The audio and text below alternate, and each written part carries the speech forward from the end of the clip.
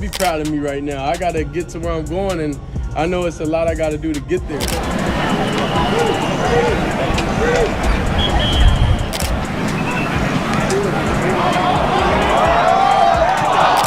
Tony, I thought Shedeur Sanders had a great throw today in a period. It was a weird day because it was more 7-on-7 than we had seen in a while.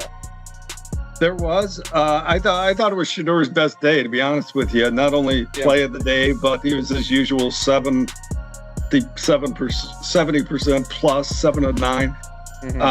We got thrown. What in the NFL Disney Channel original movie just happened? Shedeur Sanders strolled into day 10 of Browns camp like he owned the script, launched one pass so pristine it had the defensive coordinator rethinking his profession. Was this a scrimmage or the NFL combined meets Marvel Studios? Social media? Cooked. Fried. Served. Blink and you missed a touchdown clinic. Shadeur didn't just make an impression, he hijacked the narrative like he was late to his own legend. He came, he saw, and he lit up that field like grandma's Wi-Fi, suspiciously strong and impossible to shut down. 10 of Cleveland Browns training camp, and we saw a very interesting day today where things were reported from Kevin Stefanski, and those things didn't seem to be as reported and whatnot.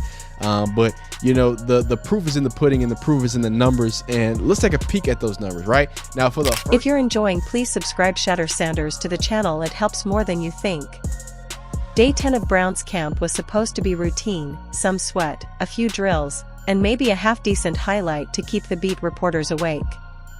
But then, straight out of the depth chart abyss, came Shedeur Sanders. And with one throw, laser-precise, soul-snatching, he turned a quiet practice into a full-blown spectacle. Coaches froze. Veterans stared. Backup QBs suddenly started Googling careers that don't involve blitzes. It wasn't just a pass, it was a statement, loud enough to echo through every meeting room in the facility. Today, after taking that one day off with the tired arm. Yeah, and then, so Tony, it's interesting because we saw Pickett back in 7-on-7s, which we had not seen him in any team drills since he got injured. But you're right, Flacco's getting more reps. Flacco took most of the first team reps today. I think Gabriel got 2. What do you think that means for Carolina week and kind of how we're going to see this unfold? Well, remember when we spoke with Pickett the other day, he was very concerned that he might not be ready for the Carolina. He didn't just throw a pass, he performed a gridiron exorcism. One flick of the wrist and the air snapped like it had bills to pay. The spiral? Tight enough to cut glass. The placement? So precise it felt like the ball had GPS and a love letter for the receiver.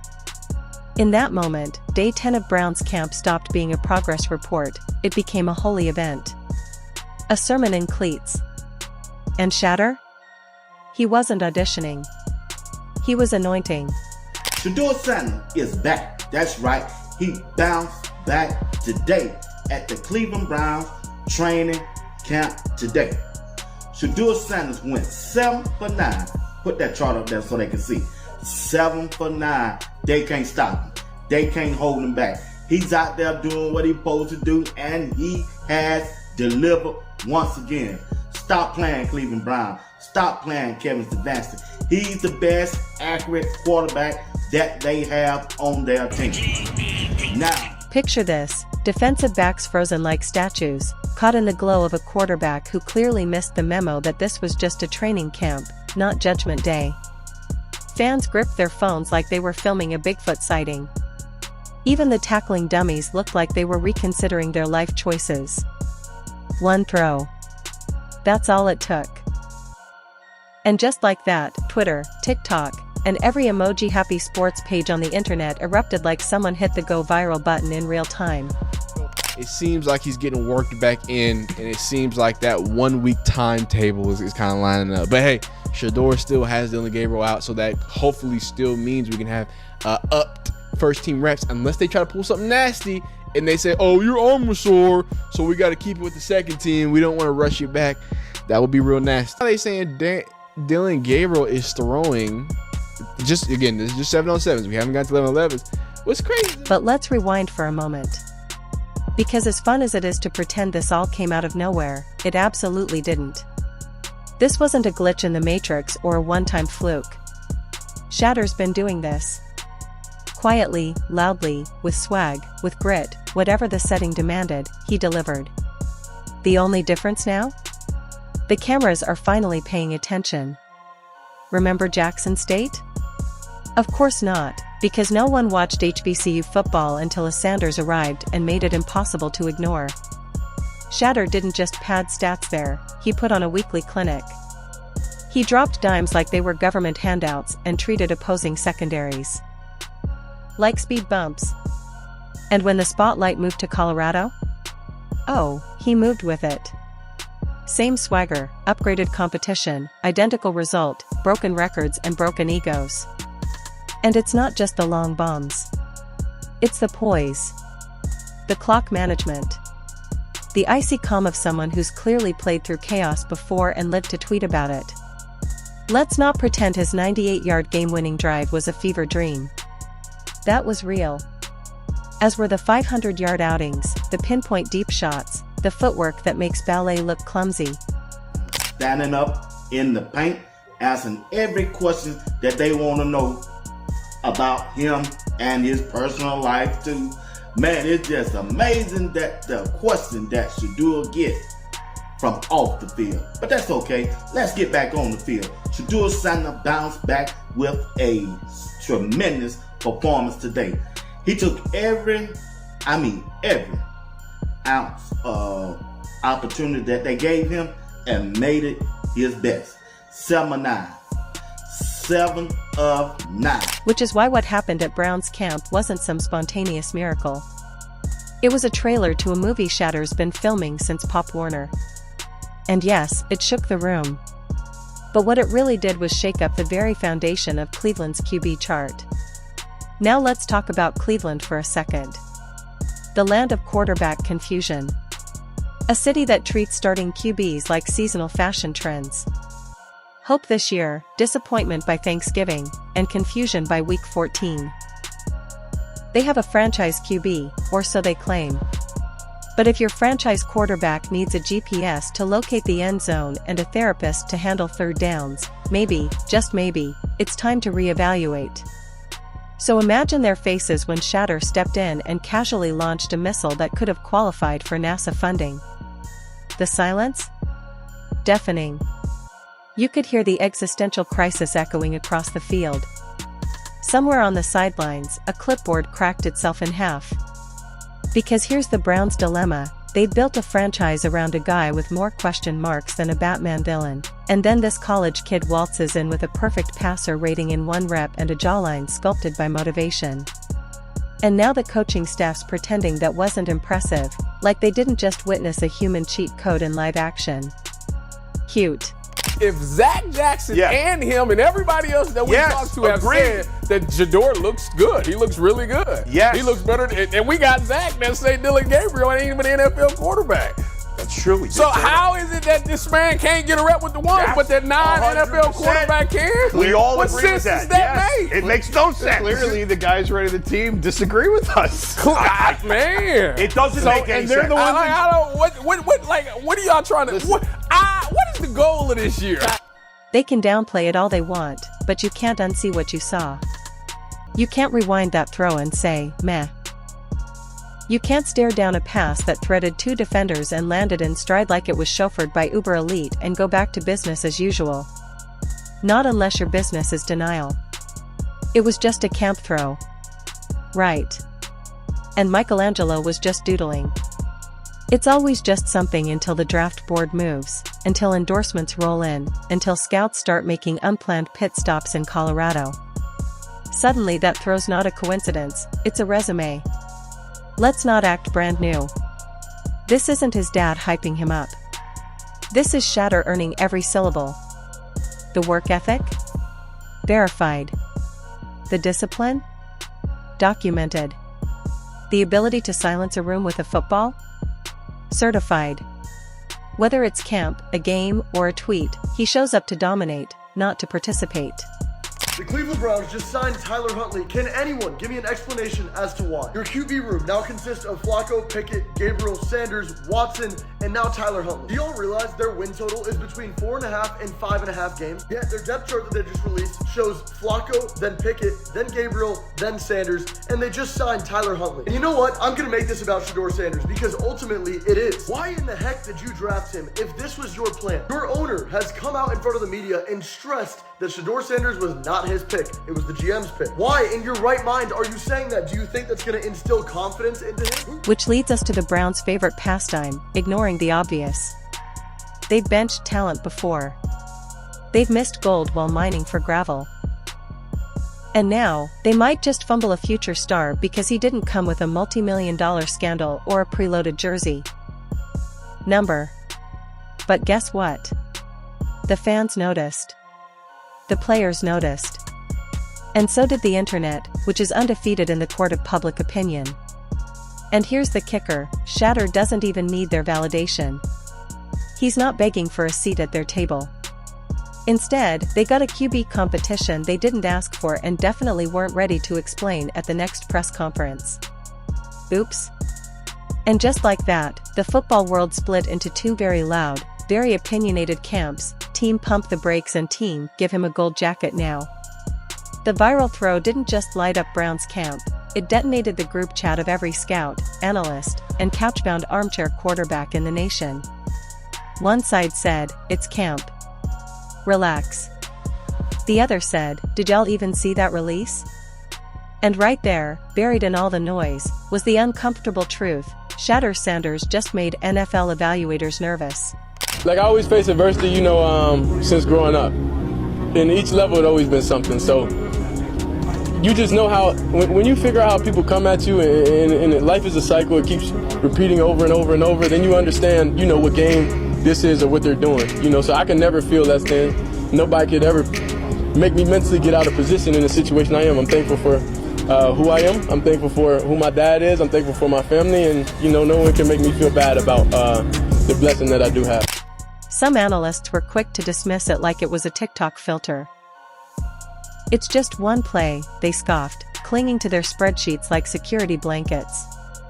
They tossed around phrases like padless reps, non-contact scrimmage, and the classic, it's day 10 of camp, people. These are the same folks who probably call pizza too cheesy. But let's be real, if it were anyone else, say some 5-star, big school QB darling, they'd be building him a statue out of Gatorade bottles by now. On the flip side, the football romantics, those with eyes and a functioning pulse, saw what we all did: poise, anticipation, timing, and a deep ball that looked like it came with its own cheat code. He's already checking the boxes that matter: high football IQ, lightning-fast decision-making, pocket maturity, and an arm that zips without looking like he's trying to throw a cinder block. Deion Sanders has always been a hype machine, sure, but this is different. He's not just a proud dad clapping from the bleachers with a foam finger. Deion's got Hall of Fame eyes and decades of elite-level football intel. Shedeur Sanders is listed as the 4th-string quarterback on the Cleveland Browns depth chart. He's behind Joe Flacco, he's behind Kenny Pickett, and he's behind Dylan Gabriel. Shedeur Sanders, once again, is about to have to get it out the mud, because when it comes to his football career, I'm not talking about his real life growing up with a dad with money. I'm talking about on the football field. He has had to get it out the mud. He didn't go to a big time high school here in Texas. He wasn't a big time recruit, had to go to a HBCU, Jackson State, and then he transferred to Colorado and proved that he could do it at a big time level. Now we all know Shedeur. And when he talks about Shedeur, it's not gooey sentiment, it's surgical analysis. He's been shouting from the rooftops for years, Shedeur doesn't just play the position, he dissects it like it owes him money. That's film room gospel. And if anyone knows how to sniff out NFL potential, it's the guy who made a career out of reading quarterbacks for breakfast.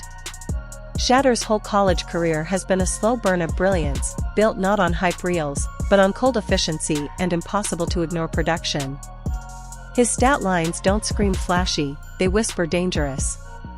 And now, NFL eyes are finally wide open. So what's next for Shedeur Sanders? Well, if this Browns camp cameo was a trailer, the full feature is coming soon. and it's looking like a box office smash. He's headed back to Colorado for one more collegiate season, but now, the spotlight will be 10 times brighter and the expectations 10 times heavier. This isn't just about throwing dots at practice anymore. Every game will be dissected, every snap analyzed like it's a Senate hearing. But if history tells us anything, it's that Shedeur thrives in the noise. He doesn't flinch, he calculates. Like a quarterback with a built-in GPS, he just keeps finding the right route. I'm a firm believer. If I wanted Shedeur Sanders at 2, at worst at 33, of course I already think that he's better than other quarterbacks. Because that's the type of talent, that's where I would have picked him at.